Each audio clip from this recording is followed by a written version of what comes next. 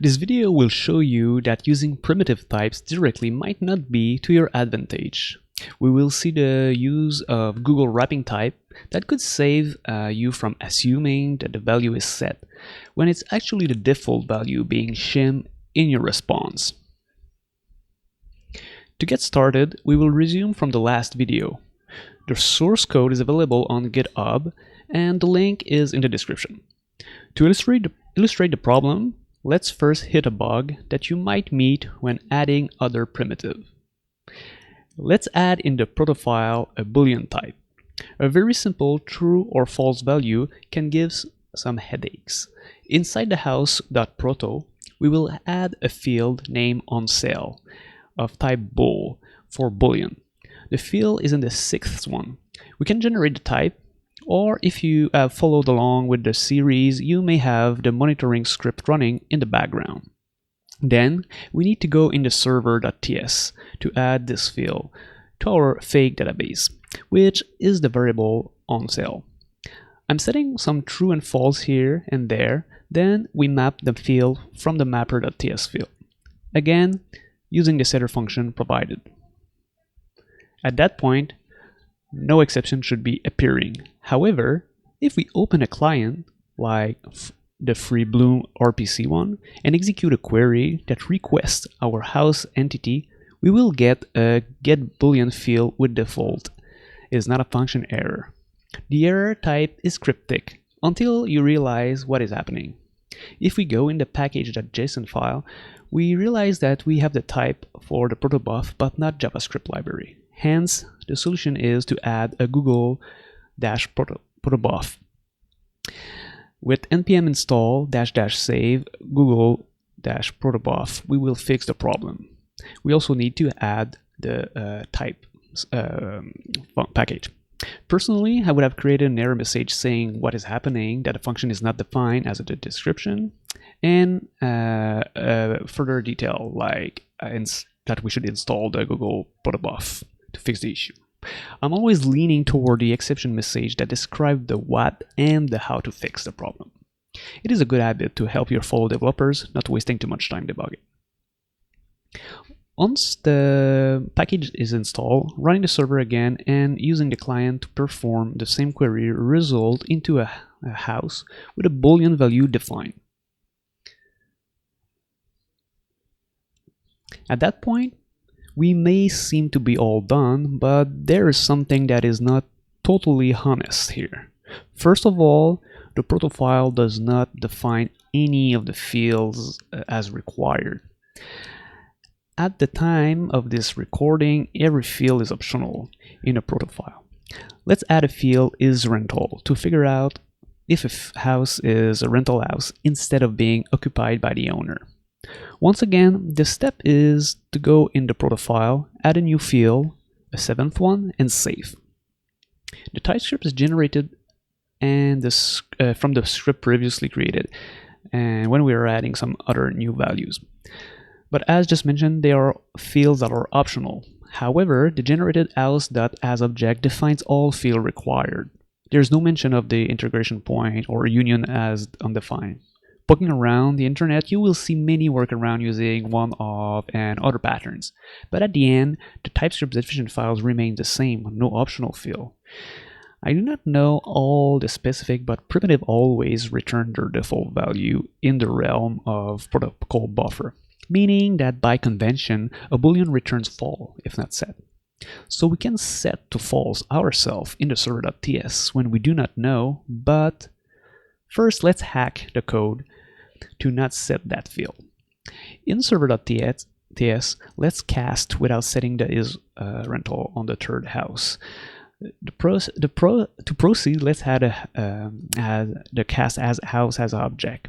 It's not recommended because we would have in the future some nasty bug, but for demonstration purposes, it can give some insight about what's going to happen. And in the mapper, we're going to add just a condition to. Let's start a project and use Bloom RPC. Let's query the first house. We have the isRental to true. That's good. Let's request the second house, and we see that it's false. Finally, let's do the third house, and we do not have any value defined, neither from our fake database, neither from the setter, but the value is still false. So yes, false, showing that it's the default value. This behavior is now the expected one in most cases.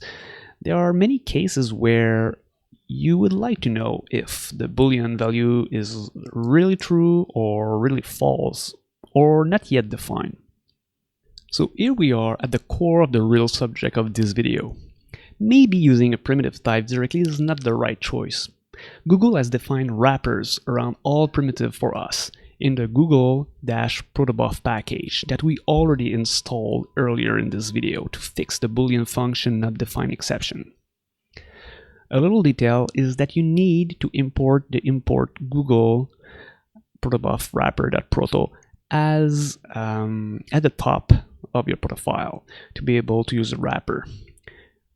The import added the type of bool needs to be changed for bool value.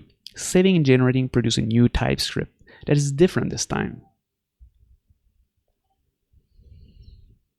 Digging into the definition file generated, we can see that the isRental is optional and is an object.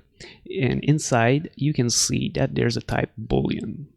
If we move back to the fake database in server.ts, we can see a couple of issues with the previously defined isRental. We need to adjust to use the object. To do this, the first house and the second house is a matter of using the object. Concerning the third one, we should remove the cast as expected, and it should return nothing. So let's move to the mapper and remove the condition around undefined. Unfortunately, it has an exception. The isRental is expecting to have a bool value object or undefined. However, the isRental coming from house.asObject type is bool value.asObjects pipe undefined. This is where a little more code is needed. We will create a function that we can use across all our mappings. It consists of looking if the value is defined, and if not, return undefined. Otherwise, returning instead of a primitive under a wrapping. Ideally, I will put everything in a class, but for the sake of simplicity here, I'll just create a function. And a class would make the whole thing a little bit more reusable and cleaner. Nonetheless, with this function invoked on the isRental, we're going to be good. Let's start a server and test again our three houses. I'm putting Bloom RPC and start again.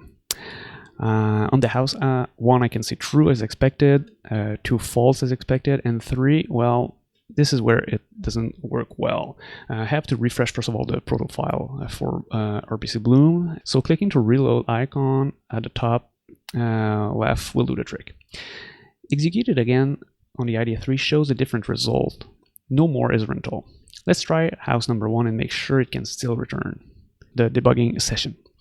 The debug one is going to just make sure that the node env is in development. It's going to still use tsNodeDev, and it's going to add the inspect and respawn on the server. So we're going to execute this command instead of npm start. Then we need to create a new launch file for Visual Studio. You can use the template that is provided and change it like I'm doing right now. And then you can debug on port 9229. And then we can add a breakpoint for the mapping function, for example, or on the server and just execute.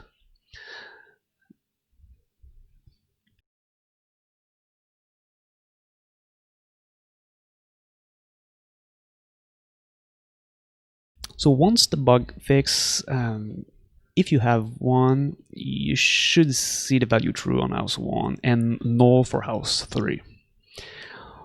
While I am concluding this episode of working with automatizing code generation from gRPC protocol buffer to TypeScript, I will convert all the other types of the house into their wrapper, which means for the integer and also for the string that we have.